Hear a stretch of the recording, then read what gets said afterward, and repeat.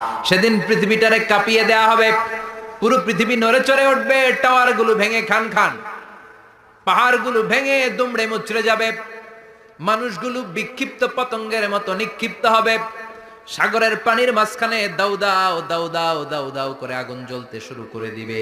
আল্লাহু আকবার। সেদিন মানুষের চোখ হবে ছানা বড়া, চন্দ্র সূর্যে কোনো আলো থাকবে না, মানুষগুলো দিক বিদিক পাগলের মতো দৌড়াবে, সবার মুখে এক কথা, পালাবো কই। আকাশ আর আকাশ থাকবে না, কাগজ যেমনি আমরা এরকম ফোল্ড করে ফেলি, ভাঁজ করে ফেলি, মন চাইলে কাগজকে যেমনি আমরা এরকম হাতের মধ্যে গুটিয়ে নেই, সেদিন আকাশটারে হাতের মধ্যে গুটিয়ে নিবে কে? মানুষগুলো পাগলের মতো দৌড়াবে, কেউ থাকবে টয়লেটে, কেউ হসপিটালে, কেউ মাজারে, কেউ বাজারে, যে যেখানে থাক, শুরু হয়ে যাবে কিয়ামতের এই ভয়াবহ দৃশ্য। দুধের বাচ্চাকে রেখে দিয়ে মা দৌড়ে পালাবে। দুধের বাচ্চা রেখে মা কোথাও যায়? কলিজার টুকরা এটা, দুধের বাচ্চা, এটারে ফেলে মা কোথাও যায় না। কিন্তু কিয়ামতের এই ঝাঁকুনির দৃশ্য দেখে, আল কারিয়া মাল ওমা আদরাকা মাল, এই দৃশ্য দেখে দুধের বাচ্চারে রেখে মা দিবে দৌড়। আমি আমার খুতবার শুরুতে সূরাতু আল কারিয়ার প্রথম 3টি আয়াত তেলাওয়াত করেছি। এই সূরার ভেতরে আল্লাহ তাআলা কিয়ামতের নকশা এঁকে দিয়েছেন, কিয়ামতের প্রামাণ্য বর্ণনা দিয়েছেন। কিয়ামত যে একদিন হবে, এই পৃথিবী যে ধ্বংস হয়ে যাবে, এটার ব্যাপারে সবার অগাধ বিশ্বাস আছে তো? না সন্দেহ সন্দেহ লাগে? সন্দেহ আছে কারো? এই পৃথিবী একদিন থাকবে না, ভেঙে চুরমার হয়ে যাবে, খান খান হয়ে যাবে, সব মেসাকার হয়ে যাবে। আমি থাকবো না, আপনি থাকবেন না, আমরা কেউই থাকবো না, থাকবে একজন, তিনি কে? এটার নাম কিয়ামত, যেটার ব্যাপারে বিশ্বাস না থাকলে ইমানের ঘাটতি চলে আসবে, ঠিক কিনা? তো সেই কিয়ামতের দিনটা কেমন হবে, এর দৃশ্যটা কিরকম হবে, এর নকশা খুব সংক্ষিপ্ত পরিসরে মাত্র 11টা আয়াতে আল্লাহ তুলে ধরেছেন। আপনি মনোযোগ দিয়ে কানগুলো খরগোশের মতো খাড়া করে যদি কথাগুলো শুনেন, আপনার মনে হবে আপনি এখানে বসে কিয়ামত চোখে লাইভ দেখতেছেন। লাইভ আল্লাহ এমন ভাবে বলেছে, সুবহানাল্লাহ পড়েন। তা আসুন আমরা সরাসরি কিয়ামতকে দেখে আসি, আসলে কিয়ামতটা কেমন বর্ণনা করছেন কে? আল্লাহ। সূরার নাম হচ্ছে সূরাতুল কারিয়া। কি নাম? আওয়াজ করে উত্তর দিতে হবে। সূরার নাম আল কারিয়া। চিৎকার মেরে বলেন, সূরার নাম কি? আল কারিয়া। এটা মাক্কি সূরা। কি সূরা? বিশ্বনবীর জীবনের 2টা পর্ব, একটা মাক্কি পর্ব আর একটা মাদানী পর্ব। এটা মাদানী পর্বে নাজিল হয়নি, এটা নাজিল হয়েছে মাক্কি পর্বে। এই সূরার আয়াত সংখ্যা 11। এটা কোরআনের 101 নম্বর সূরা। এটা আল কোরআন আল কারীমের 30তম পারায় অবস্থিত একটা সূরা। আমাদের অনেকেরই মাশাআল্লাহ মুখস্থ আছে, আছে না? ইমাম সাহেব নামাজে প্রায় পড়ে, অনেকেরই মুখস্থ। শুনতে শুনতে কবে যে মুখস্থ হয়েছে আমাদের নিজেরাও জানি না। সুবহানাল্লাহ পড়ে। কোরআনের ভেতরে খালি বরকত, এটার সাথে লাগলেই বরকত, মসজিদে গেলেই বরকত। মনের অজান্তে আমরা এই সূরাকে মুখস্থ করে ফেলেছি। কিন্তু এই সূরার ভেতরে যে আল্লাহ কিয়ামতের এত চমৎকার নকশা এঁকেছেন, এত প্রামাণ্য বর্ণনা দিয়েছেন, এটা আমরা অনেকে জানিই না। আসুন আমরা এই সূরার আলোকে দেখার চেষ্টা করি যে কিয়ামতটা কিরকম হবে। আল্লাহ একটা শব্দকে এই সূরার শুরুতে 3বার উল্লেখ করে আমাদের দৃষ্টি আকর্ষণ করেছেন। একটা শব্দ 3বার বললে মানুষের দৃষ্টি আকর্ষিত হয় না? যেহেতু এটা আরব দেশে নাজিল হয়েছে, আবার মক্কায়, মক্কার লোকেরা আরবি বোঝে, তাদেরকে প্রথম বলা হলো আল কারিয়া, তারা ফিরে তাকালো, কি আল কারিয়া? আবার বলা হলো মাল কারিয়া, কি মাল কারিয়া? আবার বলা হলো ওমা আদরাকা মাল কারিয়া। আবার তারা ফিরে তাকালো। দৃষ্টি আকর্ষণের জন্য আল্লাহ তাআলা 3বার এই শব্দটা বলেছেন। এজন্য এই শব্দের একটা সিগনিফিকেন্স, একটা গুরুত্ব, অর্থবহ একটা মানদণ্ড আছে না নাই? আল কারিয়া শব্দের অর্থ হচ্ছে বিকট আওয়াজ। আল কারিয়া মানে কি? কথা বলেন, আরো জোরে বলেন। বিকট আওয়াজ। এই বিকট আওয়াজটা তৈরি করার জন্য আল্লাহ তাআলা একজন ফেরেশতা তৈরি করেছেন, যার নাম হচ্ছে ইসরাফিল। নাম কি? ইসরাফিল। আমাদের মধ্যে অনেকের নাম কিন্তু আমরা ইসরাফিল রাখি, তাই না? ইসরাফিল আছে না নাই? আজরাইল কিন্তু রাখে না কেউ, ডরে। কেন রাখে না? ভয় পায়। কিন্তু ইসরাফিল আছে, আমার পরিচিত অনেকে আছে ইসরাফিল। তো এই ফেরেশতার পা হচ্ছে জমিনের নিচে, মাথা হচ্ছে আকাশের উপরে, এই ফেরেশতার কাজ হচ্ছে ওই বিকট শব্দ তৈরি করা। উনি একটা সাইরেনের মধ্যে ফু দিবেন, হুইসেল দিবেন, ট্রাম্পেট, ওই ট্রাম্পিটে, ওই সাইরেনে, ওই হুইসেলে ফু দিলেই শুরু হয়ে যাবে আল কারিয়া, মাল ওমা আদরাকা মাল। এই ফেরেশতার দায়িত্বই হচ্ছে ওই বাঁশির মধ্যে ফু দেয়া, হুইসেল, সাইরেন, ট্রাম্পিট। আরবিতে এটাকে বলা হয় আসুর। ইদা নুফিখা ফিস সূরি নাফখা ওয়াহিদা, যখন তিনি ওই সিংহে একটা ফু দিবেন সব লন্ডভন্ড হয়ে যাবে, কিচ্ছু খুঁজে পাওয়া যাবে না।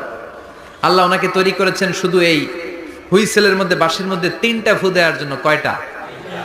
উনি সৃষ্টির শুরু থেকেই এই বাঁশিটাকে 2 ঠোঁটের মাঝখানে রেখে আল্লাহর আরশের দিকে তাকিয়ে আছে, and just waiting for the green signal.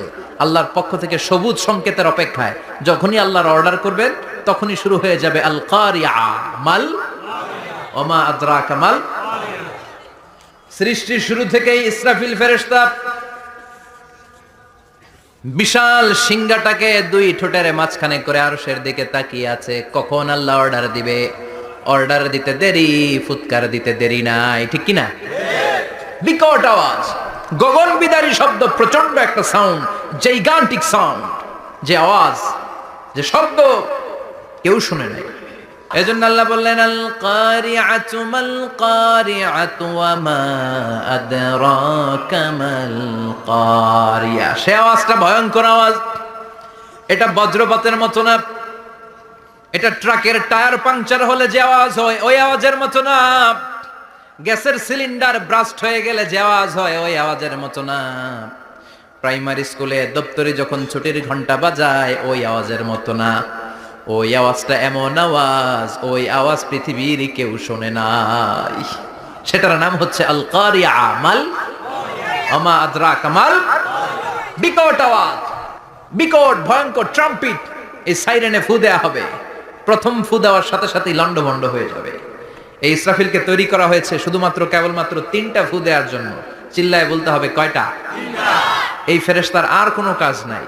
তার আর কোনো কাজ আছে? ঠিক যে মুহূর্তে, এখন আমার ঘড়িতে বাজে 9:50, রাত 9:50, ঠিক এই মুহূর্তে যখন আমরা তাফসীর শুনছি, ঠিক এই মুহূর্তেও ইসরাফিল ফেরেশতা সিংহাটাকে 2 ঠোঁটের মধ্যে লাগিয়ে আল্লাহর আরশের দিকে তাকিয়ে আছে। ওই যে সৃষ্টির শুরু থেকে তাকিয়ে আছে, আজ অবধি তাকিয়ে আছে। যখনই গ্রিন সিগন্যাল আসবে মুহূর্তেই শুরু হয়ে যাবে আল কারিয়া, মাল ওয়া মা আদরাকা মাল।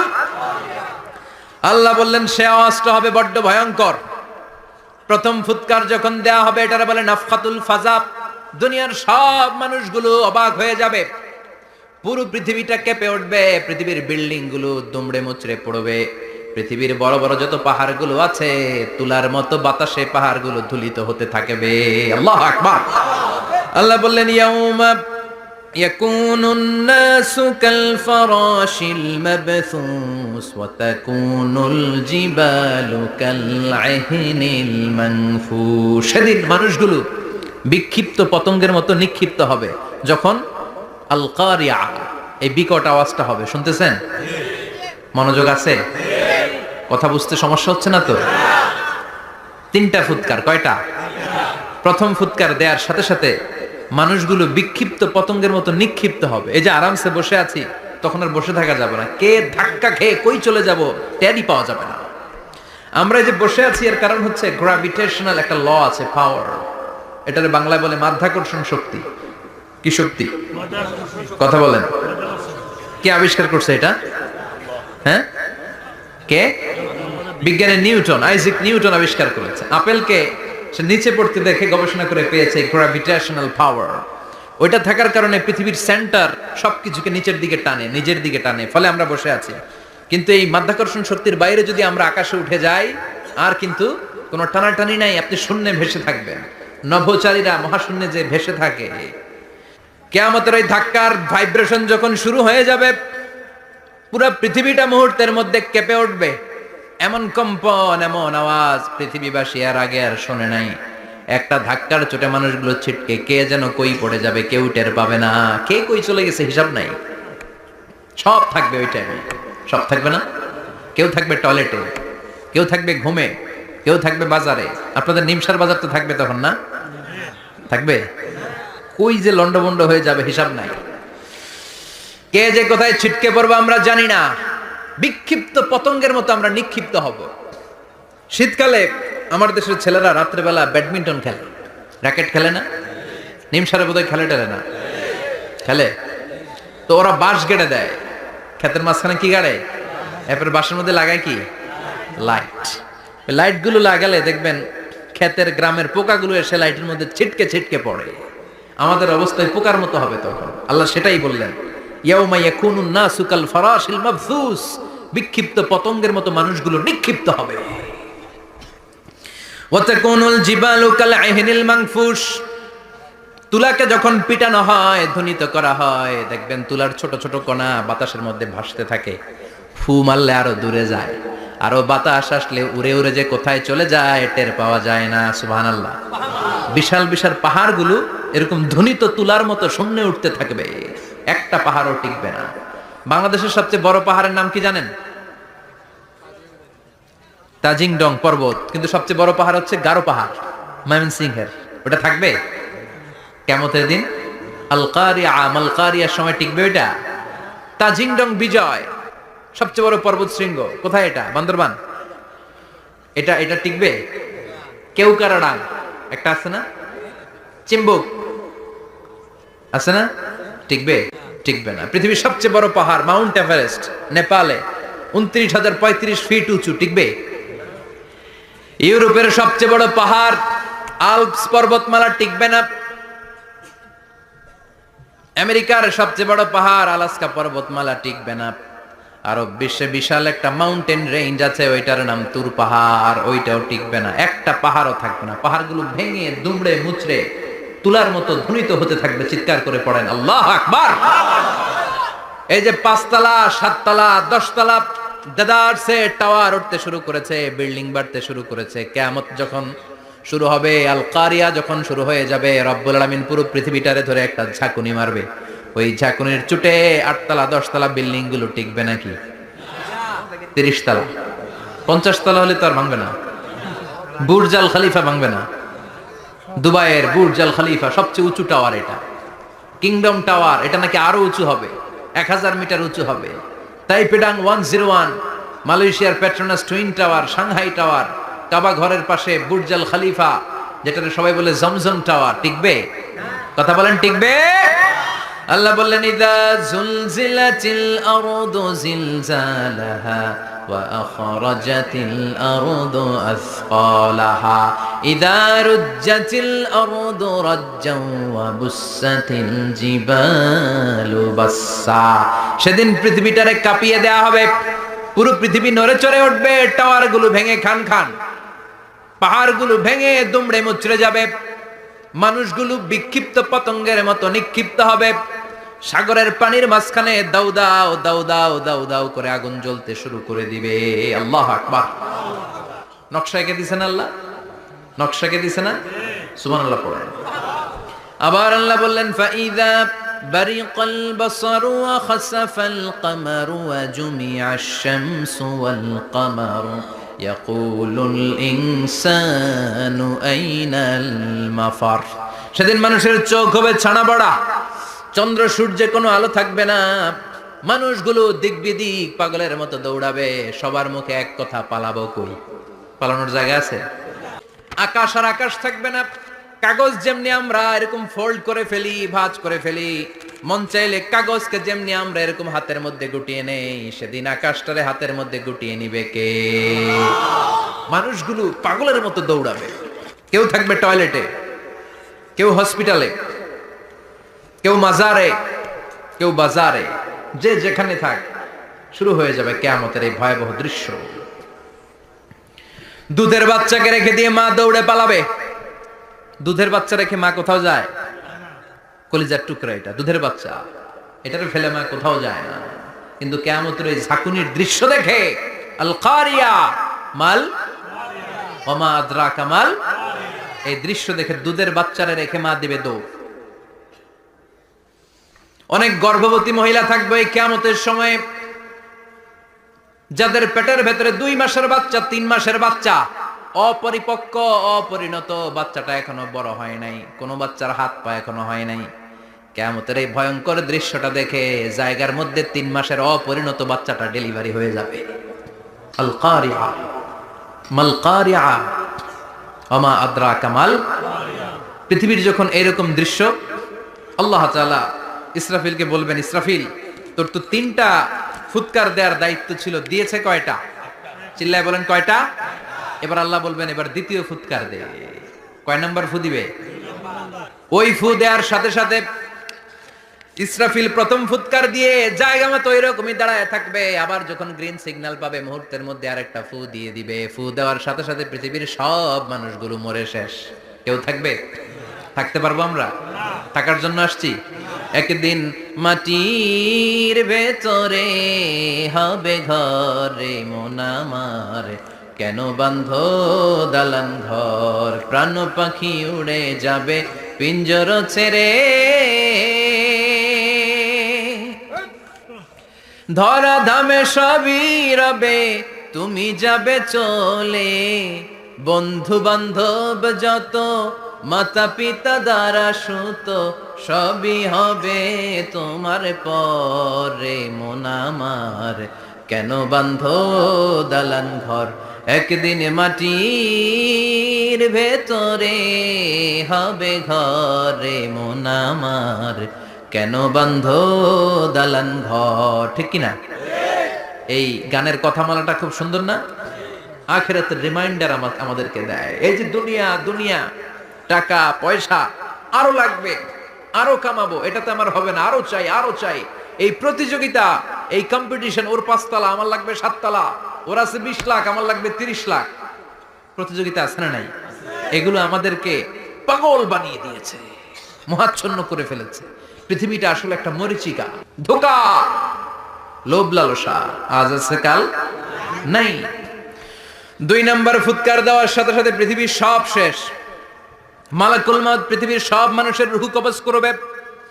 আল্লাহ বলবেন, মালাকুল মাউত আখবিরনি মাইয়াবকা, আমাকে বল আর কে আছে। মালাকুল মাউত বলবে, পৃথিবীর সব মানুষের রূহ কবজ করে শেষ, কেউ নাই। মানুষবিহীন পৃথিবী, মানুষের কোলাহলে পৃথিবীটা মুখরিত থাকতো এতদিন। গোটা পৃথিবীব্যাপী মানুষের কোলাহল, ওই যে সাইয়েদনা আদম থেকে শুরু হয়েছে, আর থামে নাই। মানুষ আর মানুষ, মানুষ আর মানুষ, মানুষ আর মানুষ, সব মানুষ শেষ। আল্লাহ আশরাফুল মাখলুকাত একটারেও রাখি নাই, সব শেষ। শুধু আছে জিন জাতি।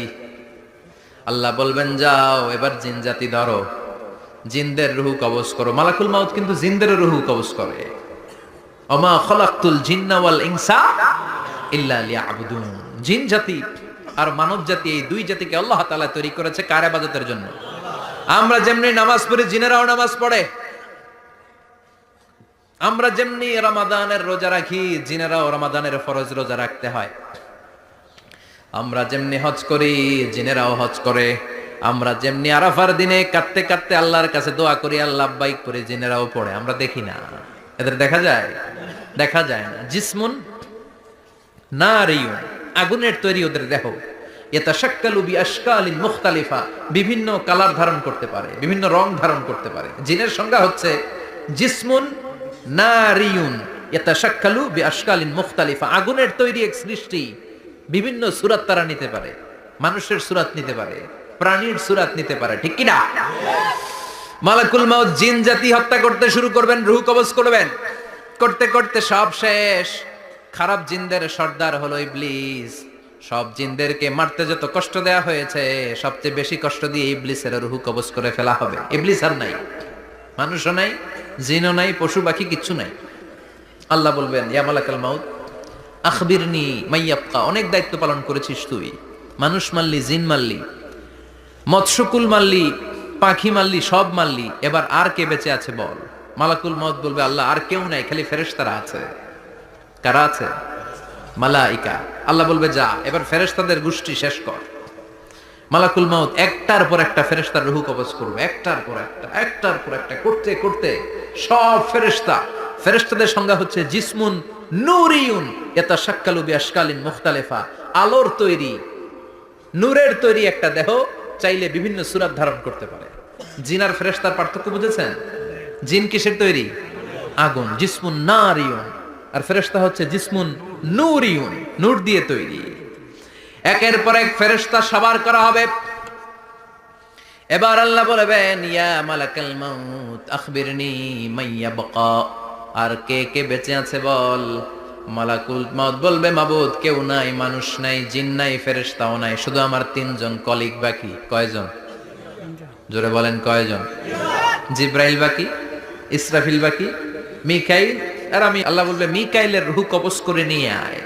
যে মিকাইল আমার আদেশে পৃথিবীতে বৃষ্টি ঝরাতো, আমার আদেশে ক্ষেত খামারে ফসলের ব্যবস্থা করে দিত, আমার আদেশে মানুষের রিজিকের হিসাব রাখতো, এই মিকাইলের রূহ কবজ করে নিয়ে আয়। এক নাম্বার কলিগ শেষ। কলিগ বুঝেন তো? সহকর্মী। কলিগ মানে কি? সহকর্মী। এক নাম্বার কলিগ নাই। আল্লাহ বলবে, যা এবার ইসরাফিলের রূহ কবজ কর। ইসরাফিল ফেরেশতা তখনও আল্লাহর আরশের দিকে ঠোঁটের মাঝখানে বিশাল সিংহটা নিয়ে তাকিয়ে আছে। ওই মুহূর্তে মালাকুল মাউত যে সালাম দিয়ে রূহটা কবজ করে ফেলবে। ইসরাফিলও নাই। ইসরাফিলও নাই। আল্লাহ বলবে, যা দুনিয়ার সব নবীদের কাছে ওহী দিয়ে, কোরআন দিয়ে, ইনজিল দিয়ে, তাওরাত দিয়ে, জাবুর দিয়ে আমি যেই ফেরেশতাটারে পাঠাতাম, ওই রূহুল আমিন জিব্রাইলের রূহটাও কবজ করে নিয়ে আয়। জিব্রাইলের রূহ কবজ হয়ে যাবে। এবার তিনজন কলিগই শেষ। আছে কেউ? আছে? এবার আল্লাহ বলবে, ইয়া মালাকাল মাউত, হে মৃত্যুর ফেরেশতা, আখবিরনি মাইয়াবকা, মহাবিশ্বে আর কে কে আছে বল। কেউ নাই, মানুষ নাই, জিন নাই, ফেরেশতা নাই, আমার কলিগরাও নাই, আমি বড় একা। এখন আমি একা হয়ে গেছি। আল্লাহ, আছি শুধু আমি, মালাকুল মাউত তোমার হুকুমের গোলাম। আর আনতাল হাইয়ুল কাইয়ুম, তুমি শাশ্বত চিরঞ্জীব, তুমি তো মরবা না, আমি আছি। আল্লাহ ভাবছে উনিও থাকবে, উনি আর আল্লাহ থাকবে। আল্লাহ বলবে, মালাকুল মাউত এবার তুই মর, এবার তুই মর। এই কথা শুনে মালাকুল মাউতের খিচুনি উঠে যাবে। আজীবন মারছে, আজকে মরবে। খিচুনি উঠে যাবে, জ্বর এসে যাবে, কাঁপুনি ছুটে যাবে, কাঁপতে থাকবে।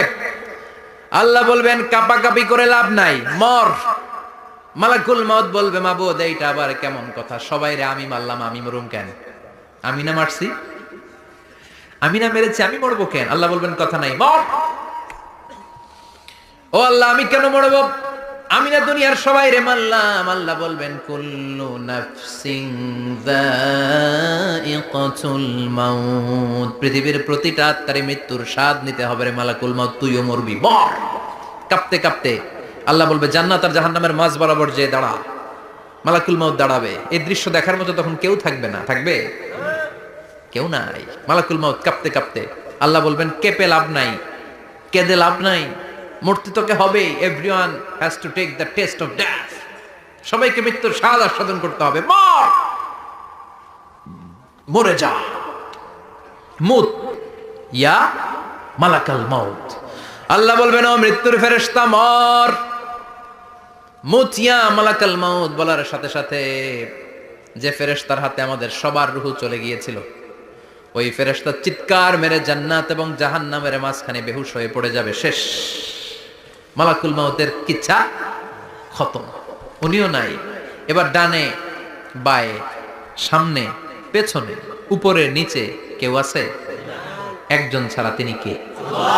কুল্লু মান আলাইহা ফানি ওয়া ইয়াবকা ওয়াজহু রাব্বিকা যুল জালালি ওয়াল ইকরাম ফাবিআইয়ি আলাই রাব্বিকুমা তুকাযযিবান।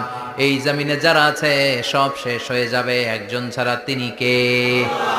আল্লাহ তখন হুঙ্কার দিয়ে একা একাই বলবেন, একা একাই বলবেন, ইয়া আরদু আইনা আশজারুকা, ও পৃথিবী তোর বড় বড় গাছগুলো কোথায়? আপনাদের নিমসারে বট গাছ আছে? কোথায় আছে বট গাছ? অনেক জায়গায় থাকে না বট গাছ বিশাল, ওইটাকে কেন্দ্র করে শিরকের আখড়া জমে ওঠে, ওখানে মোমবাতি লাগায়, লাল শালু দেয়, নাচানাচি করে, এরকম বট গাছের আখড়া আছে নাই? আল্লাহ বলবে, ইয়া আরদু, হে পৃথিবী, আইনা আশজারুকা, তোর বড় বড় গাছগুলো আজকে কোথায়? ইয়া আরদু আইনা আনহারুকা, হে পৃথিবী তোর বড় বড় নদীগুলো কই? পদ্মা নদী কই? মেঘনা নদী কই? ব্রহ্মপুত্র কই? গঙ্গা নদী কই? মিসিসিপি, মিসৌরি কই? নীল নদ কোথায়? আমাজন কোথায়? 6695 কিলোমিটার লম্বা। উগান্ডার ভিক্টোরিয়ার কাম্পালা থেকে এর অববাহিকা শুরু। পৃথিবীর সবচেয়ে বড় যে নদীটা নীল নদ, মিশরে এই নদটা ছিল। আমি দেখেছি, ঘুরেছি এর উপর দিয়ে অনেক। 5 বছরের নীল নদের পানি আমি খেয়েছি। মিশরের নীল নদ ছাড়া কোনো মিঠা পানির উৎস নাই। এজন্য প্রাচীন ঐতিহাসিক, ওনার নাম হিরোডোটাস, উনি বলেছিলেন Egypt is the gift of Nile. মিশর হচ্ছে নীল নদের দান। নীল নদ না থাকলে মিশরে কেউ থাকতো না। আল্লাহু আকবার পড়েন। দুইটা নদী সিদরাতুল মুনতাহা থেকে জান্নাতের কানেকশন নিয়ে পৃথিবীতে এসেছে। একটা হচ্ছে ইরাকের দজলা ফোরাত নদী, আর একটা হচ্ছে মিশরের নীল নদী। সুবহানাল্লাহ পড়বেন না? 5 বছর আমি এই নীল নদের পানি খেয়েছি যখন মিশরে ছিলাম। সরাসরি না, মিশরীয় সরকার পাইপলাইন দিয়ে এই পানিকে রিফাইনিং করে জনগণের জন্য পৌঁছে দেয়। এই নীল নদের নিচ দিয়ে মিশরের মেট্রো লাইন আছে, মানে ট্রেন। এটাকে বলে পাতাল ট্রেন। কি বলে? পাতাল ট্রেন। আপনাদের প্রধানমন্ত্রী নাকি একটা করবে শুনলাম, উনি ঘোষণা দিয়েছেন। তো এটা নিচ দিয়ে, নীল নদের নিচ দিয়ে আমরা ট্রেন দিয়ে এই মাথা থেকে ওই মাথায় যেতাম, আবার ব্রিজ দিয়ে এপাশ থেকে ওপাশে যেতাম। 10টা দেশ ঘুরে এই নীল নদ, একটা সাগর আছে মেডিটেরেনিয়ান সি, মানে ভূমধ্য সাগর, ওইটার সাথে মিলিত হয়েছে। আল্লাহ সেদিন বলবেন আইনাল নাইল, নীল নদ আজকে কোথায়? আইনাল আনহার, নদীগুলো কোথায়? আইনাল কুসুর, প্রাসাদগুলো কই? রাজপ্রাসাদ, টাওয়ার কোথায়? আইনাল জাবাবেরা, অত্যাচারী শাসকগুলো আজকে কোথায়? যারা ক্ষমতার চেয়ার পেলে আর নামতে চায় না, এই ডাকাতগুলো আজকে কোথায়? আল্লাহ বলবে আইনাল জাবাবেরা, ফেরাউন কোথায়? নমরুদ কোথায়? আবু জাহেলের গোষ্ঠী কোথায়? ফেরাউনের চাচাতো ভাইরা কোথায়? নমরুদের চাচাতো ভাইরা কোথায়? কোথায়? যারা ক্ষমতার দাপট দেখিয়েছে, কোনো আওয়াজ আছে? কথা বলেন। আল্লাহ বলবেন লিমানিল মুলকুল ইয়াউমা লিল্লাহিল ওয়াহিদিল কাহ্হার। লিমানিল মুলকুল ইয়াউম, আজকে ক্ষমতা কার? একটা চিৎকার দিয়ে উত্তর দেন, সেদিন ক্ষমতা কার? Who belongs the kingdom today? আল্লাহ বলবেন আজকে ক্ষমতা কার? ক্ষমতা শুধু একজনের। চিল্লায় বলেন তিনি কে? আল কারিআ, মাল ওয়া মা আদরাকা মাল। ইসরাফিলের সিংহায় ফু দেওয়ার ডিউটি হচ্ছে 3 বার দিতে হবে। কয়বার দিছে? কয়বার মনে আছে? হ্যাঁ ফেলাইছেন মনে হয়। দিতে হবে মোট কয়টা? দিয়েছে কয়টা? বাকি আছে ওটা দেয়া লাগবে না? আল্লাহ ইসরাফিলকে রুহু দিয়ে আবার দাঁড় করায় দিবেন। সুবহানাল্লাহ পড়ে। সবার আগে ইসরাফিলকে রুহু দিয়ে দাঁড় করিয়ে দিলে উনি ওনার ডিউটি পালনের জন্য আবার সিংহার মাঝখানে ঠোঁট লাগিয়ে তাকিয়ে থাকবে আরশের দিকে। আল্লাহ বলবে ইসরাফিল এবার 3 নাম্বার ফু দিয়া ডিউটি শেষ কর। সুবহানাল্লাহ বাড়িতে গিয়া আল্লাহ বলবেন 3 নাম্বার ফুৎকার দে। বলার সাথে সাথে ইসরাফিল সিংহাটা 2 ঠোঁটের মাঝখানে দিয়ে বিশাল আর একটা ফুৎকার দিবে। ওই ফুৎকার দেওয়ার সাথে সাথে মিনহা খলাকনাকুম ওয়া ফিহা নুঈদুকুম ওয়া মিনহা নুখরিজুকুম তারাতান উখরা। ওই ফু দেওয়ার সাথে সাথে পৃথিবীর যেখানে যত মানুষ ছিল সব উঠবে। যাদেরকে স্বাভাবিকভাবে কবর দিয়ে কবরস্থানে রাখা হয়েছিল কবর থেকে উঠবে। যারা বিমান দুর্ঘটনায় মারা গিয়েছে ওই ছাইগুলো থেকে উঠবে। যারা সাগরের মধ্যে মারা গিয়েছে সেখান থেকে উঠবে। যাদেরকে তিমি মাছ খেয়ে ফেলেছিল ওখান থেকে উঠবে। যে যেখানে ছিল ওইখান থেকে উঠবে। সুবহানাল্লাহ। লক্ষ লক্ষ মানুষ উঠে বলবে আমাদের ঘুম ভাঙাইলো কে? কি বলবে? ঘুম ভাঙাইয়া গেল রে। ওরা বলবে আমাদের ঘুম ভাঙালো কে?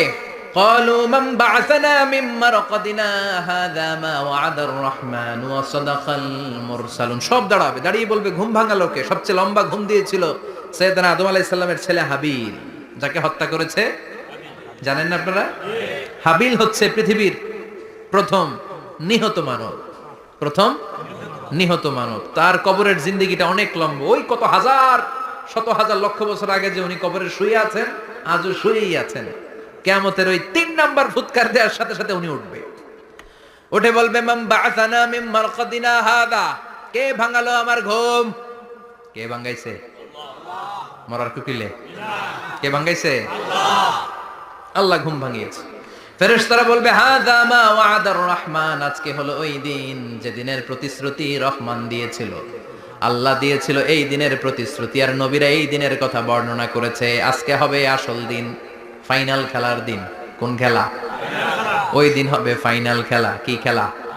ফেরেশতারা বলবে, দুনিয়ার বুকে যেই বিচারগুলো পাও নাই, আজকে এই বিচারগুলো করে ছাড়বে কে? যেই ধর্ষণের বিচার বাংলার জমিনে হয় নাই, ওই ধর্ষণের বিচার ওই দিন আছে না নাই? অনেককে গুম করা হয়েছে, ক্রস ফায়ার করা হয়েছে, এগুলোর বিচার আছে না নাই? কত মানুষ নলার ভেতর থেকে, ডোবার ভেতর থেকে ফুলে এরকম মোটা হয়ে গেছে, হাত দুটা বাঁধা। আমি দেখলাম হাত বাঁধা, চোখ বাঁধা, মুখ বাঁধা, দেহটা ফুলে তিনজনের সমান। কে মেরেছে কেউ জানে না। এগুলোর বিচার আছে না নাই? ওই দিনটা হলো ফাইনাল খেলার দিন। কি খেলা? The final game will be held that day, the day of resurrection, the day of Qiyamah, the day of Al-Qariya. Mal Wama adraka mal, সব দাঁড়িয়ে যাবে। বিষ্ণু বললেন, হুফাতান উরাতান মুশাতান গুরলা। সবাই দাঁড়াবে, কারো গায়ে জামা নাই, কারো পায়ে জুতা নাই, কারো পেটে খানা নাই, খালি আছে মুখে চিৎকার। মুখে কি? ওই দিনটায় যে আপনি উপস্থিত হবেন, বিশ্বাস করতেছেন? একটু ফিল করেন যে আপনি, you the individual have to go that day. আপনাকে যেতে হবে ওই দিন, আমাকে যেতে হবে। আমিও থাকবো, আপনিও থাকবেন, পৃথিবীর সব মানুষগুলো থাকবো উলঙ্গ, নেকেড, গায়ে জামা নাই, পেটে খানা নাই, তৃষ্ণার্ত, ক্লান্ত, শ্রান্ত, ঘর্মাক্ত, পেরেশান। সূর্যটা মাথার কাছে চলে আসবে সেদিন। ফিল করতেছেন তো? চিন্তা করতেছেন যে ওই দিনটার সম্মুখীন আমরা হতে যাচ্ছি। ইমানদার বলে যদি দাবি করেন, ওই দিনটার ভয় অন্তরে থাকার দরকার আছে না নাই? সূর্যটা মাথার কাছে চলে আসবে। কই যাব আমরা? যাব কই? কে বাঁচাবে আমাদের? কই যাব এত মানুষ আমরা সেদিন?